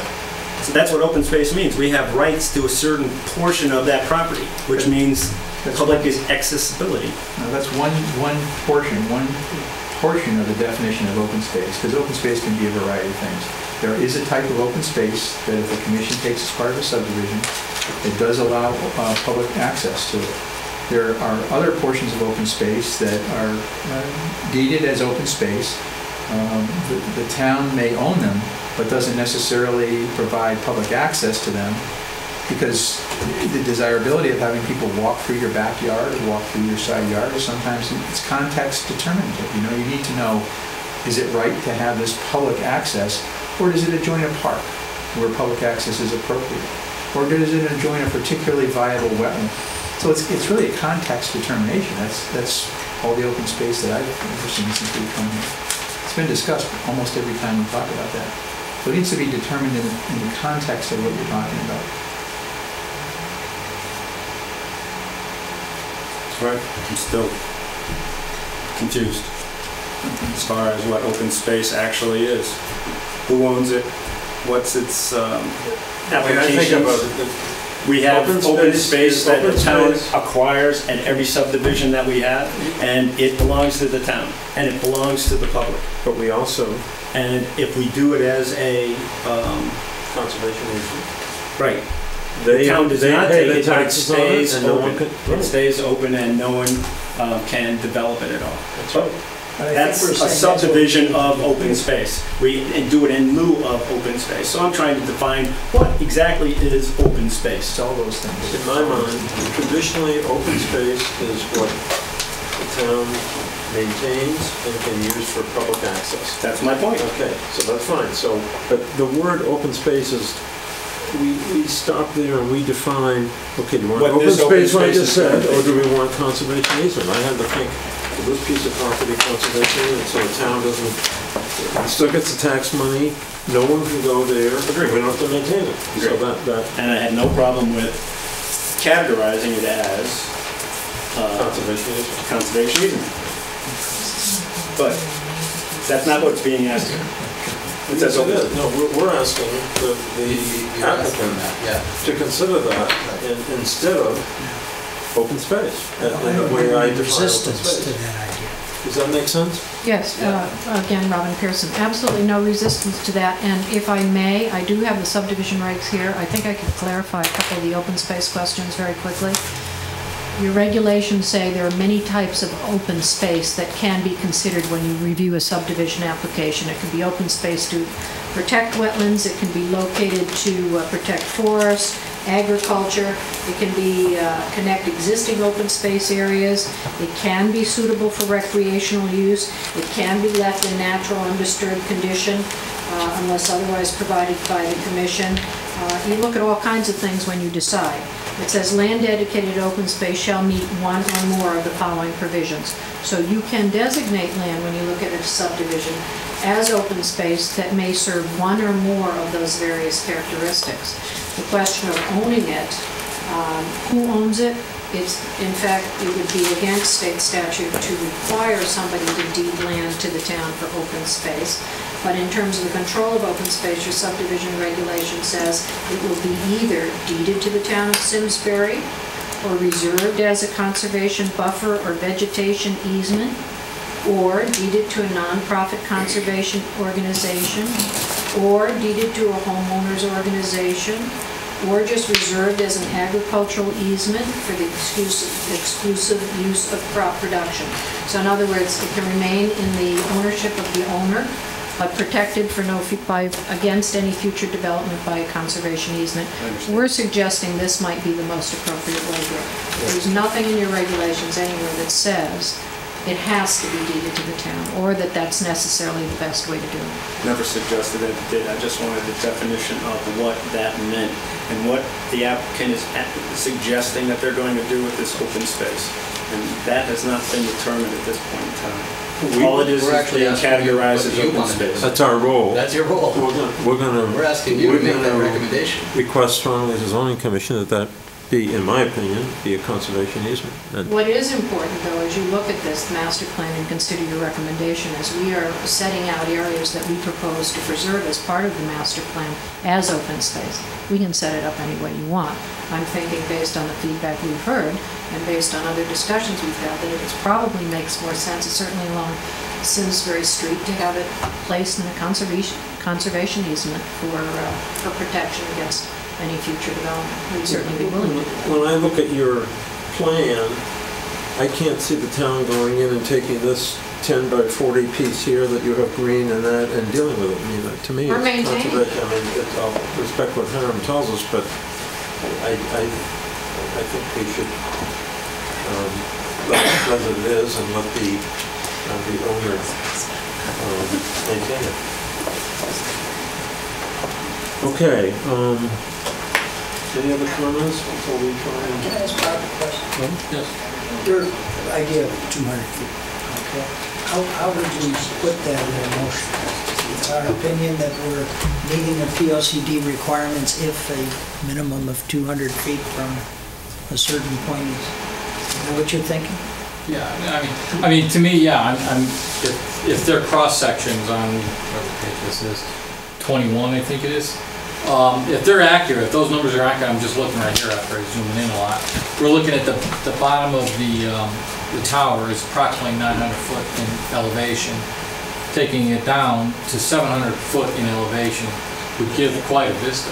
And I think if you're gonna do that, you need to say 700-foot elevation, not X number of feet down by the I tower, agree. because when you go up, you're creating a straight line across, so when that mountain starts dipping down, nobody has to worry about that. You're only worried about that 700, say 700 feet up or whatever it is. And that's where I was going with that, okay? Because if you look at different cross sections here, 700 foot is gonna show in a lot of different places. Chris, do you have that same, is that the USGS map Bob you referred to?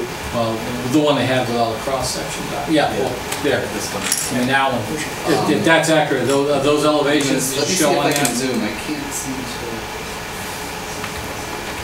In any event, I mean, if you look at D, the base of the tower, if that elevation's correct at 900 feet,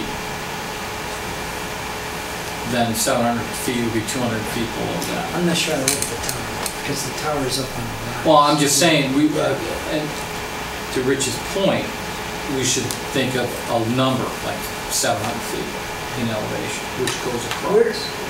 We consider the lowest Where's point, the, and then take it from the lowest point, not the highest point. what's the Right. elevation where the contours are so close together? That is at the highest point, meaning the edge of the That's steep not the part. highest, that's just the steepest part. That's the steepest part, yeah. Yeah. What you do is you What's the take the top of the lowest cliff? point of the ridge, and 900 go from feet, there, that's not from the 900. highest point of the ridge. Section B is 800 feet. So if you're looking at Highest B, point of the ridge. Yeah, right along there. yeah, right along there. There. And That's- That's the high point of the ridge. What's the top of the cliff where the contours are so close? That doesn't matter. doesn't. I agree, we should pick a number and say 700 feet.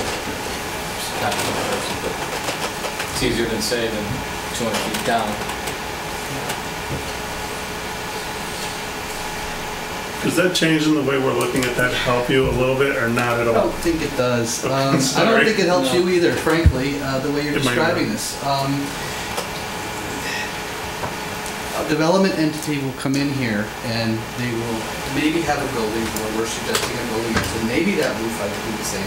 Maybe it'll be thinner though. Maybe in order to get what they want to get, they'll drop the grade by 5 feet. The idea is that if you get them to drop the grade by 5 feet, they've acknowledged the intent of what this master plan says. And it says, you see about, plus or minus, within reason. You're not going to be able to put a solid number on this unless you do a very expensive visual 3D analysis, and they're expensive. But the intent of this is that you see above the roofs, in general, you see above the roofs of these buildings, and you see a component at the top. And if you want to say 200 feet, great. But I would be very careful. I'm going out of bounds here a little bit, but I'd be careful about dictating numbers. Because we're at a bit of a garbage in, garbage out thing right now. I think that The intent of what we're trying to do is established here. And so long as that intent is carried through in a future applicant's application, then that, in my opinion, should hold true. You guys seem to be concerned that you don't have the control to make the decision about what the deviation is that an applicant might have when he comes before you. And you might not have control over it. And I'm not sure how we get over that other than trust the process. the plan of conservation development clearly says, and I think we want to, or any reference we make has to refer to that document, maintain height limitations in order to preserve substantial views of the Talcott Mountain Ridge line, including the Hublon Tower. To me, that's pretty clear. I don't know if we start, I'm incapable of really understanding or being able to, as a layman, to say what the footage is, sitting here. I mean, I can go out there tomorrow with you and we can maybe take one of those things and do, but I'm admitting, I don't know what that is, because it does go up and down, and I think if you adhere to this document, you're locked in, no matter what, whether it's 150 feet or 300 feet. The word substantial is interesting. The original proposal was less substantial view than it is today. I mean, there is a significant change that word substantial didn't cover, because they followed the PLCD with their first proposal. And they gave you 10 feet. I know. I think we're gonna have to be practical and settle for a strong statement that we wanna make sure that the vistas are preserved. Yep. We don't wanna screw up their project by using a number that might have unintended consequences, but we need to Can try we to say get the that best we can. We have minutes and we have a recommendation, and and obviously they're getting, I think they're understanding what we're saying. Can we do it the other way around and just say that the roof heights proposed on the revised master plan, we feel are adequate to meet the PRCD? Something positive, Alan? What if the roof height on a different building doesn't have to be the same height, but achieves the exact same thing? You've locked in a roof height, but you're not satisfying the intent of what you're doing. The grade will be different on the northern parcel than the southern parcel, so you can't. I'm just trying to. No. And that's why I was saying, I think we just need to just make a strong general statement about it. It's going to be the most practical thing that we can do. I agree with her. She's making a good point. Because substantial is really subjective. What's substantial for me is not substantial for Alan, because he wants to see right from the rear round up. Man, I'm good with a couple hundred. Substantially substantial. But it's subjective, and I guess what we're trying to do here as a board is kind of quantify the substantial, but obviously we can't. What we're trying to do, Bob, is what you did, and that is try and adhere to this as best we can. As we interpret it. And that's where it gets muddy. That's where it gets. Okay, we have a motion, it's been seconded, and as Bill said earlier, I'm gonna vote on it obviously, but if the motion is to give a positive referral to the zoning commission with the points we consider very important, which are number one, that the ridge line be preserved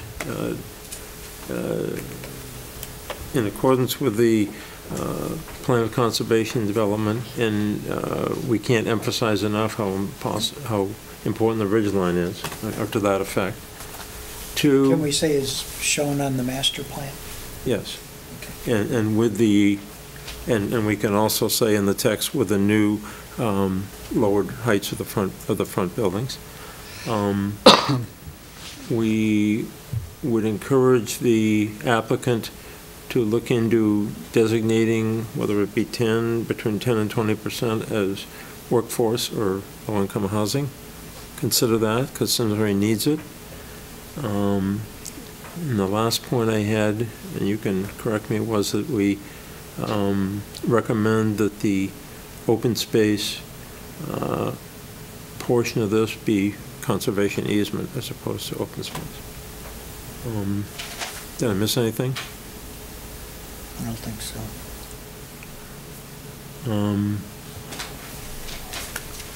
Okay, we've got a motion, and with those points, So Bill?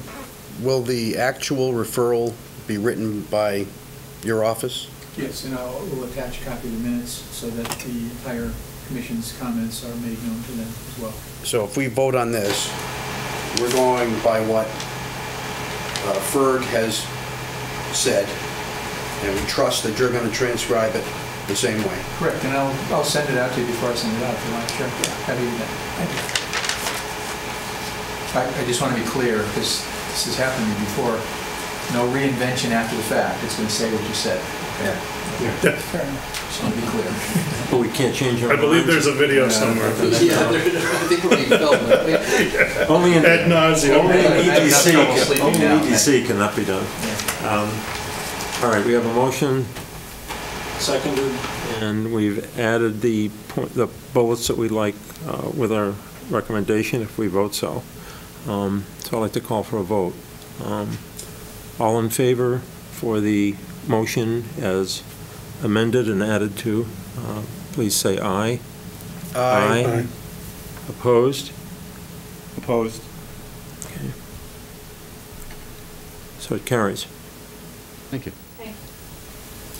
Thank you all, thank you commissioners and applicants, and everybody for your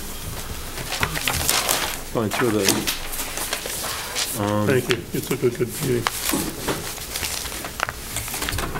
Point 4, communication and administrative, Hiram.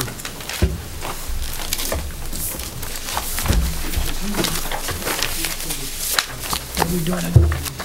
Oh,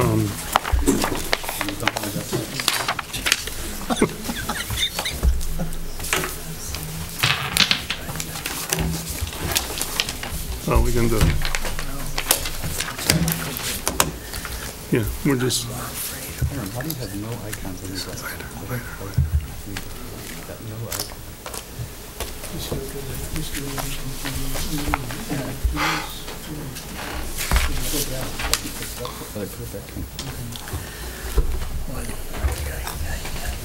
SCTV loves to have you at the podium when you talk. or bring the Remind microphone us. over, she said. There it is. I just wanted to make sure I get a copy of the presentation, so that's what they're just now. Okay. Mr. Chairman, I don't have anything other substantial for you this evening. I will tell you this, that we're very close to finishing up the housing analysis that you asked for a while ago, zoning commission asked for as well. Rachel is working on finishing that up right now. We've done a number of graphs, a number of trends. We've looked at a number of studies from both Harvard and MIT. We've looked at housing markets in the Hartford area. We've looked at housing markets around the country to compare those with Simsbury. And we'll have that information for you. I certainly hope by your next meeting. I hope to have it today, but it's just been a little crazy. So we will have that for you very shortly. A lot of interesting information. I think a lot of questions that have been asked by a number of different boards and commissions over time. This will shed some light on those. I think it's interesting what's going on out in housing around the country, actually, right now, all over. So it's difficult to predict what's going to happen in the future. I don't think any of us really know. But we want to just make sure that whatever does get proposed and whatever does get built not only suits the needs of the community, but is a credit to the community long term. So that's where we're headed. That's what we want to make sure happens. So I hope to have that for you by your next meeting. And that's basically all I have.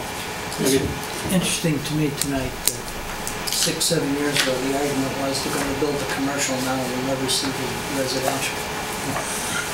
I noticed today That's the other way around. there's an article in the Business Journal today, actually in Stanford, what's going on now. And actually, we sort of see the ripples from Fairfield County up to the rest of the state. Is that a lot of the housing stuff has been built and has been exploding down there for a long, long time. What's happening now is that the retail is beginning to come back in, and they figured that that's probably typical and symptomatic. Within a year, 2, 3, that's the way that we're ultimately going to see here. Whether it's ultimately going to be pre-2008 ever, who knows? This is the new normal. There's no question about that. So my sense is that developments that are done carefully and sensitively will ultimately attract that retail development. We're working really hard to get some of that from the town center, and there are a couple of projects that are coming along in that right now. So we'll see those very shortly as well. So hopefully those will be impulsive. I think they will. 2 big ones. Schubert kind of thinking? Yes, exactly. Yeah, exactly. Aaron, what's the status of Big Y? Big Y, last time I talked to them, I emailed them again today, is that they told me they were going to be closing in September and starting to work demolishing buildings and breaking ground in September.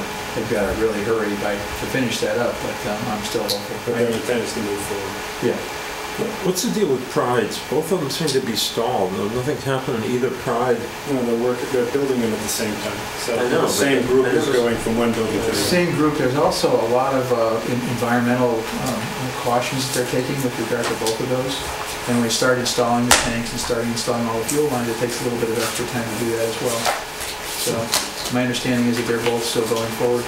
On one of those stations, when the owner got a little bit ahead of himself, and before he got permit from the state, he went ahead and started. So that slowed things down a little bit. So the state may have said, well, we'll get you back to you with your permits as our time allows us to as well. As far as I know, they're both still on track as well. Thank you very much. Thank you. Just, can I give a report from Oh, CROG? CROG, yeah. Bob Kolakowski and I attended the CROG meeting last Thursday. Primarily, it was geared towards telling new members what the role of the Regional Planning Commission is, their boundaries and whatnot. And we went over all the referrals that CROG's Regional Planning Commission received, just like the one that was read today about the 34 Hot Meadow House. It bounds Avon, so that needs to be referred to the Regional Planning Commission. Not much more than that, Bob, right? It was that presentation took most of the time of the roles and responsibility of the commission. Went over some new like population data. One of the big things that's happened to CROG is that it's increased from 30 towns to 38. So one of the people from CROG showed the demographics before and after and how it affected denser towns and less dense towns as far as population and housing. I know that It's in the intellectual. we had adopted a rotating participation Schedule, yeah. yeah. If the board so desires, I'd be willing to attend these meetings for the next year. Unless Are there someone any more else. meetings this year? They haven't issued there's one in November. November. And then the new schedule will come out for 2015. Okay.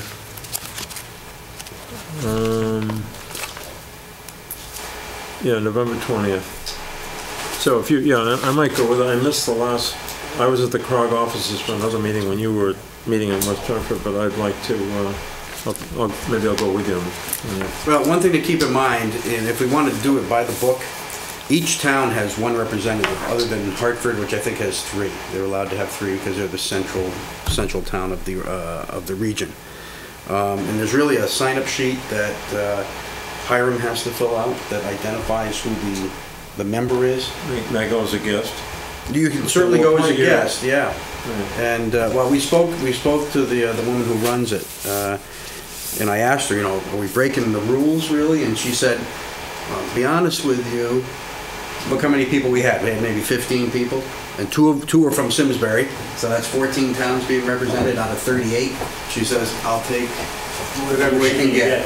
The problem is you can never get a quorum because most representatives don't show. Yeah, and now it's even harder with 38 towns. And so the quorum is what, more than 50%? I don't know what the bylaw is. Over 50%, correct? Yeah. Yeah.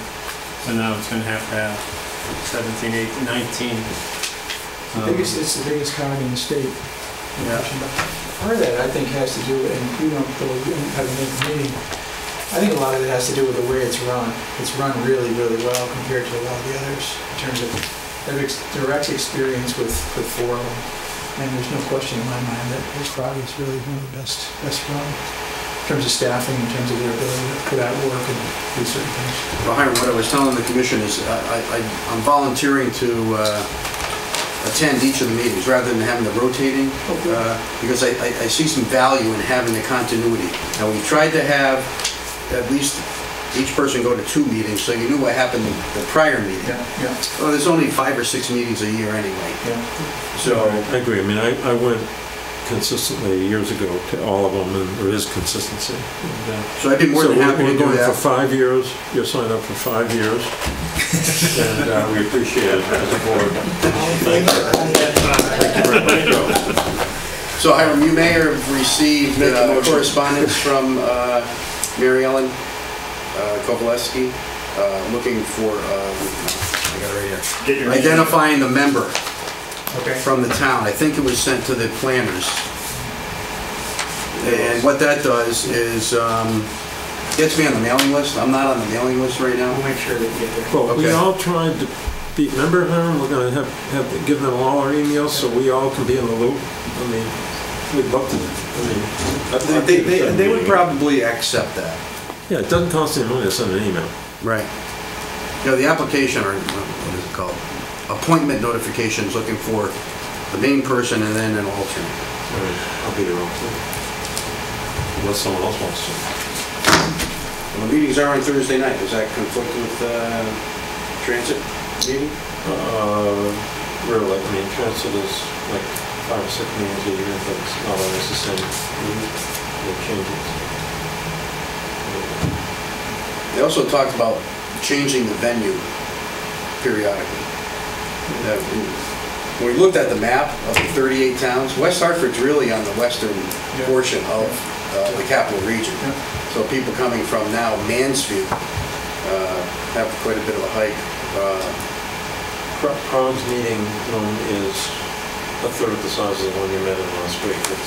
We have like 18 board members on Greater Hartford Transit, and we have this, it's just too small. We'll find a place. Okay, that's all I have.